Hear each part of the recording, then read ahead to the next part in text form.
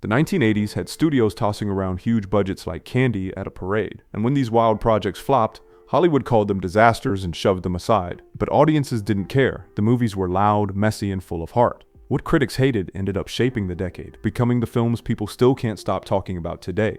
Willow lands you in this sweeping fantasy where a little farmer named Willow finds a prophesied baby floating down the river and suddenly has to protect her from an evil queen's entire army, teaming up with Mad Mardigan, this cocky swordsman who talks big but delivers when it counts, plus a bunch of tiny magical creatures and a cursed sorceress for one of those epic quests that ends in castle sieges and magical duels that cost George Lucas and Ron Howard a fortune to pull off. Critics tore into this thing in 1988, calling it a shameless Star Wars ripoff, dressed in medieval costumes, dismissing it as Lucas trying to recapture lightning in a bottle with dwarves and dragons, instead of droids and lightsabers. But audiences pack theaters anyway because sometimes you just want sword fights and magic without overthinking it. 17-year-old Warwick Davis juggled his first major lead role with running through freezing mud in elaborate costumes, while also hauling around his own video camera to capture the chaos, creating raw personal diaries full of genuine exhaustion and goofing off, footage that sat in his attic for years before resurfacing on Blu-ray releases.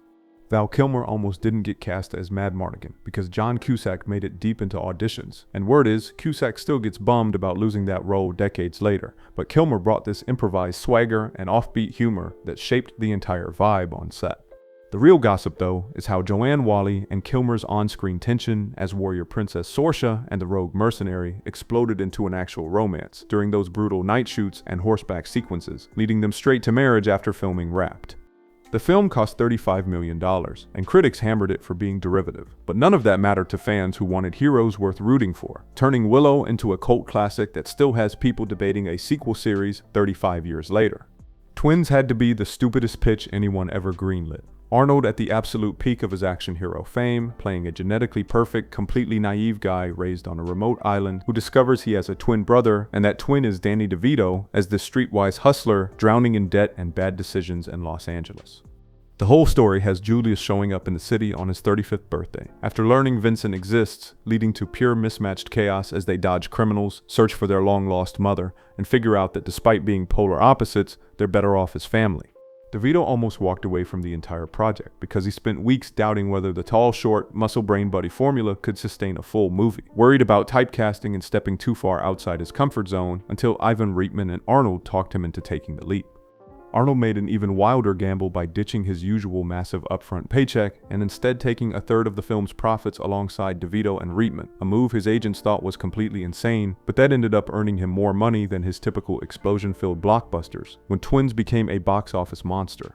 The whole concept started because Reitman saw Arnold and DeVito together at the Toronto Film Festival and immediately envisioned the visual gag, building the story around their contrast, and turning all three into creative and financial partners during production. Critics absolutely savaged the film, calling it lowbrow garbage that wasted Arnold's action credibility on cheap sight gags and predictable fish-out-of-water jokes. But audiences ignored every negative review and turned it into one of 1988's biggest hits, cementing a decades-long friendship between the trio, and proving that sometimes the dumbest concepts make the most entertaining movies when everyone involved just commits to the joke. Rad throws you into small-town BMX dreams where teenager Crew Jones has to pick between taking his SATs, like Mom wants, or racing Hell Track, this absolutely insane BMX course, offering $100,000 and a Corvette to whoever survives it. And naturally he picks the bike over college, because what 17-year-old wouldn't gamble their future on dirt jumps and broken bones? The whole thing becomes this underdog story where corrupt race promoter Duke Best keeps rigging everything for his sponsor champion Bart Taylor, forcing Crew and his town to crowdfund their own team called Rad Racing just to get him into the competition, leading to a finale where Crew beats corporate money with pure grit.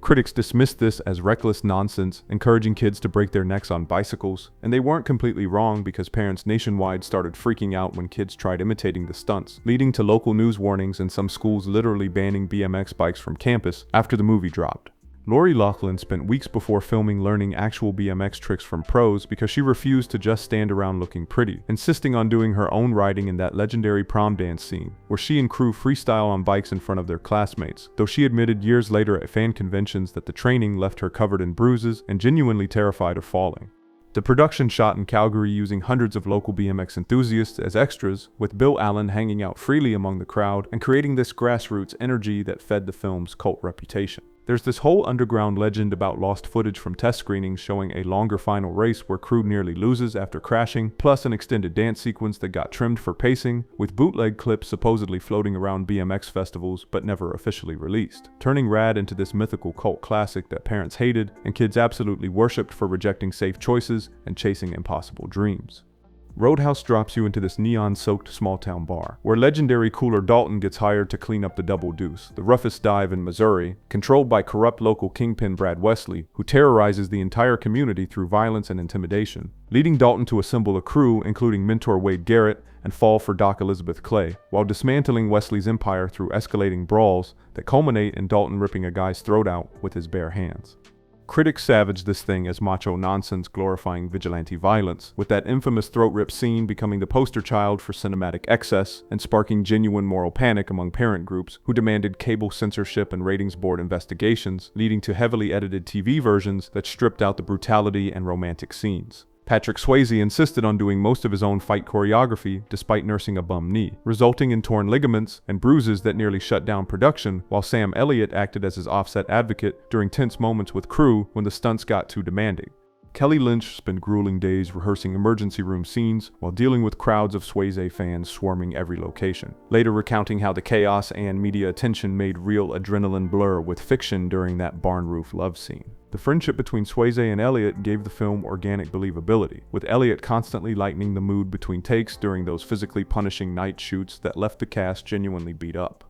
Despite all the controversy about glorifying barroom brutality, or maybe because of it, audiences ignored critics entirely and turned Roadhouse into this cult phenomenon that proves sometimes people just want to watch a philosophical bouncer kick ass in tight jeans while delivering Zen wisdom about pain, not hurting, creating a legacy where the violence everyone complained about became exactly what fans loved most.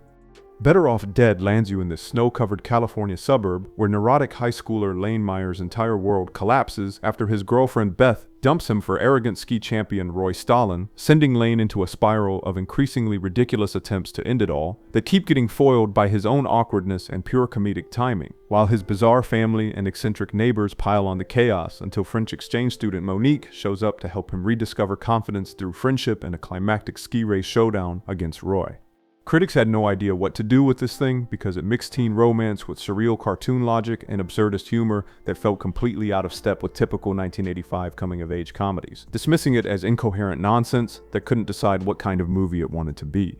John Cusack walked out of his own premiere halfway through, genuinely angry at director savage Steve Holland for turning what he thought would be a straightforward emotional story into this cartoonish nightmare of absurdity, later describing how betrayed he felt by the tone shift and refusing to promote the film for years before reluctantly admitting decades later that its cult status surprised him.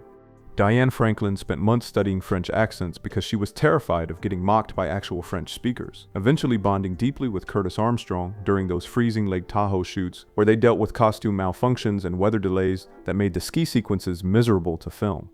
The legendary animated hamburger singing Van Halen's Everybody Wants Some almost got cut multiple times because studio executives thought it was too weird, with Holland fighting to keep the footage while at least one other fully produced animation sequence remains locked in vault storage somewhere, never released but whispered about among collectors. The film bombed initially because audiences expecting typical teen comedy got aggressive weirdness instead. But that exact strangeness became why fans championed it as this fearless rejection of safe storytelling that spoke to anyone who ever felt completely ridiculous while trying to survive high school heartbreak.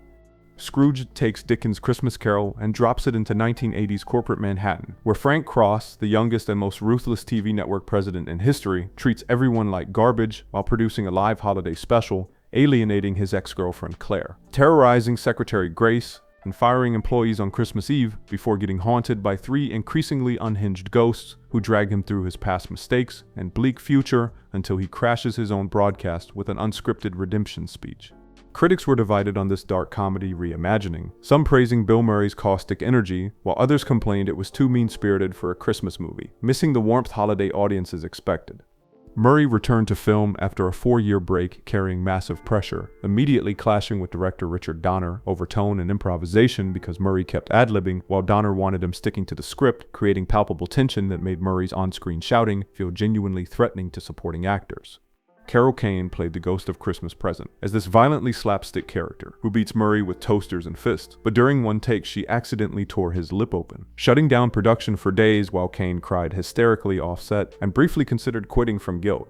3 of Murray's real brothers appear in supporting roles, turning the production into this bittersweet family reunion years after their father's death, with Bill describing the experience as both cathartic and sorrowful because those comedic scenes carried genuine familial history underneath the jokes. The film's aggressive cynicism divided audiences who either loved Murray's unfiltered performance or hated how nasty it felt compared to traditional Christmas fare. But that exact edge became why fans championed it as the most honest holiday movie about redemption, actually requiring you to confront what a terrible person you've become.